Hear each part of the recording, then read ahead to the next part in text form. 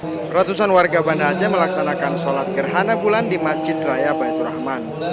Sholat gerhana bulan dilangsungkan usai sholat Isya secara berjamaah. Sholat gerhana bulan yang dilaksanakan di Masjid Raya Baitur Rahman Banda Aceh diikuti ratusan jamaah pria dan wanita. Sholat berjamaah ini digelar usai melaksanakan sholat Isya. Menurut Imam Besar Masjid Raya Baitur Rahman Banda Aceh, Profesor Azman Ismail, pelaksanaan sholat gerhana dilakukan untuk mensyukuri tanda-tanda kebesaran Tuhan Yang Maha Kuasa yang telah menciptakan alam semesta. Gerhana bulan merupakan salah satu peringatan agar manusia tidak lupa dengan kebesaran Sang Penciptanya.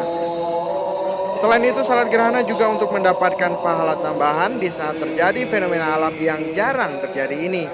Ratusan jamaah Isya di Masjid Raya Baitur Rahman larut dalam doa memohon ampun dan terhindar dari segala macam bala.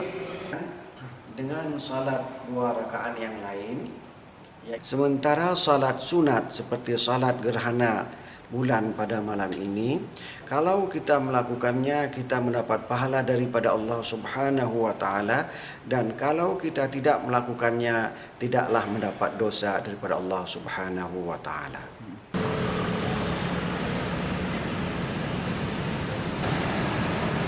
Di Banda Aceh, gerhana bulan baru terlihat jelas sekitar pukul 19.20 waktu Indonesia Barat.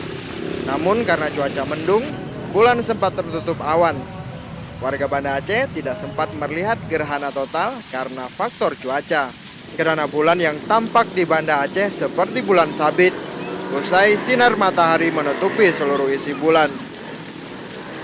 Dari Banda Aceh, Hendra Saputra melaporkan untuk Aceh Video.